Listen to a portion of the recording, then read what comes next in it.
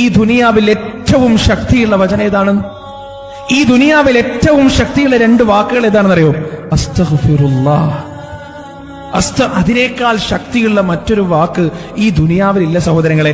ആഖിറത്തിന്റെ കാര്യം മാത്രമല്ല, ഈ ദുനിയാവിന്റെ കാര്യം പോലും അല്ലാഹു സുബ്ഹാനഹു വ തആല പറഞ്ഞെന്താ ഖുർആനിൽ?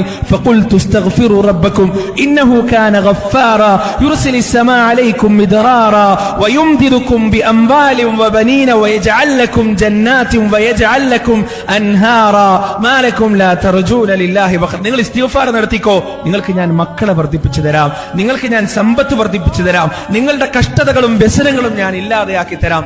അള്ളാന്റെ ഓഫറാണ്. ഇസ്തിഗ്ഫാർ ചെയ്യുന്ന ഒരു മനുഷ്യനെ സംബന്ധിച്ചിടത്തോളം അയാളുടെ ദുനിയാവിന്റെ കാര്യങ്ങളും അല്ലാഹു സുബ്ഹാനഹു വ തആല പൂർത്തിയാക്കി കൊടുക്കും. ചരിത്രത്തിൽ അതിന് തെളിവുണ്ട്. മഹാനായ ഇമാം അബൂ ഹനീഫ റഹിമഹുല്ലാ അദ്ദേഹത്തിന്റെ ജീവിതത്തിൽ ഒരു അനുഭവം പറയാൻ. അദ്ദേഹം ഇങ്ങനെ സഞ്ചരിച്ച് പഠിക്കുന്ന വലിയ പണ്ഡിതനായിരുന്നല്ലോ. അങ്ങനെ സഞ്ചരിക്കുന്നതിനാൽ ഏതോ ഒരു നാട്ടിലെത്തിപ്പെട്ടു. അയാൾക്ക് ആർക്കും അറിയില്ല ഇത് ഇമാം അബൂ ഹനീഫയാണ്, ഒരുപാട് ആയിരക്കണക്കിന് ഗ്രന്ഥങ്ങൾ എഴുതിയ വലിയ പണ്ഡിതനാണെന്നൊന്നും ആർക്കും അറിയില്ല. അയാൾ ഈ പള്ളിയിൽ കയറിയിട്ട് ഇങ്ങനെ ഉറങ്ങാൻ കിടന്നപ്പോ അവിടെ പള്ളി വൃത്തിയാക്കുന്ന ഒരാൾ ഇമാം അബൂ ഹനീഫയോട് പുറത്തേക്ക് പോകാൻ പറഞ്ഞു. അബൂ ഹനീഫ പറഞ്ഞു, എനിക്ക് പുറത്തു പോകാൻ പറ്റൂല, ഞാനൊരു യാത്രക്കാരനാണ്, ഞാൻ ഇൽമു തേടി വന്നതാണ്, അതുകൊണ്ട് നിങ്ങൾ എന്നെ നിർബന്ധിക്കരുത്, എനിക്ക് പള്ളിയിൽ അഭയം നൽകണം. അയാൾ അത് കൂട്ടാക്കാതെ ആ പള്ളി പരിപാലകൻ ഇമാം അബൂ ഹനീഫയെ പിടിച്ചു വലിച്ച് പള്ളിയുടെ പുറത്തേക്ക് വലിച്ചയച്ചു. ഇത് കണ്ട് ഒരു റൊട്ടി കച്ചവടം ചെയ്യുന്ന ഒരു റൊട്ടി കച്ചവടക്കാരൻ ഈ ഒരു രംഗം കണ്ടിട്ടാണ് അങ്ങോട്ട് വരുന്നത്.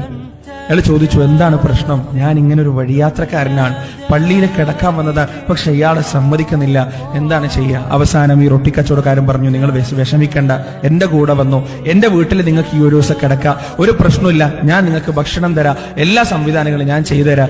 അങ്ങനെ ഈ മനുഷ്യനെയും കൂട്ടിയിട്ട് ഈ റൊട്ടി കച്ചവടക്കാരൻ വീട്ടിലേക്ക് പോവാൻ. അയാൾ ഇങ്ങനെ ജോലി ചെയ്യുമ്പോഴെല്ലാം ഈ റൊട്ടി കച്ചവടക്കാരൻ അസ്തഗ്ഫിറുല്ലാഹ് അസ്തഗ്ഫിറുല്ലാഹ് അസ്തഗ്ഫിറുല്ലാഹ് അസ്തഗ്ഫിറുല്ലാഹ് ഇങ്ങനെ പറഞ്ഞുകൊണ്ടേയിരിക്കും. ഇമാം അബൂ ഹനീഫ വലിയ പണ്ഡിതനാണ്.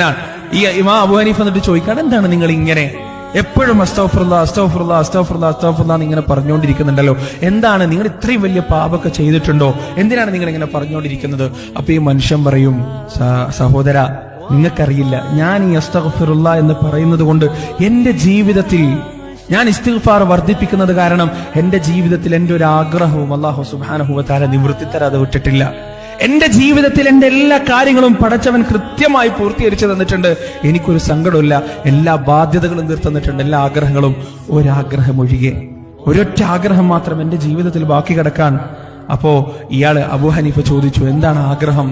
വിശ്വപ്രസിദ്ധനായ പണ്ഡിതൻ, ആയിരക്കണക്കിന് ഗ്രന്ഥങ്ങൾ എഴുതിയ വിശ്വപ്രസിദ്ധനായ പണ്ഡിതൻ ഇമാം അബൂ ഹനീഫയെ എനിക്ക് നേരിലൊന്ന് കാണണമെന്ന് എനിക്ക് ആഗ്രഹമുണ്ട്. ആ ആഗ്രഹം മാത്രം ഇതുവരെ ആരും നിവർത്തിച്ചു തന്നിട്ടില്ല എന്ന് പറഞ്ഞപ്പോ ഇമാം അബൂ ഹനീഫ എഴുന്നേറ്റ് ഓടിച്ചെന്ന് ഈ മനുഷ്യനെ കെട്ടിപ്പിടിച്ചിട്ട് പറയാണ്, വല്ലാഹി, താങ്കളുടെ രക്ഷിതാവ് ആ ആഗ്രഹവും പൂർത്തീകരിച്ചു തന്നിരിക്കുകയാണ്. ഞാൻ തന്നെയാണ് അബൂ ഹനീഫ, ഞാൻ തന്നെയാണ് താങ്കൾ കാണാൻ ആഗ്രഹിക്കുന്ന ആ പണ്ഡിതൻ. താങ്കൾ ഇസ്തിഗ്ഫാർ ഒരിക്കലും ജീവിതത്തിൽ ഒഴിവാക്കരുത്.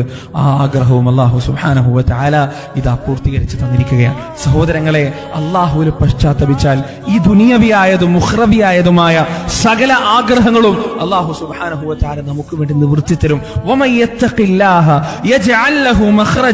ആരല്ലാഹുവിനെ സൂക്ഷിക്കുന്നുവോ അവൻ അല്ലാഹു സുബ്ഹാനഹു വ തആല ഒരു വഴി ഉണ്ടാക്കി കൊടുക്കുന്ന. പരീക്ഷണങ്ങൾ ഉണ്ടാവും, ഒരുപാട് പരീക്ഷണങ്ങൾ നമ്മുടെ ജീവിതത്തിൽ ഉണ്ടാവും. ഈ ദുനിയാവ് മൊത്തം പരീക്ഷണമാണ് സഹോദരങ്ങളെ.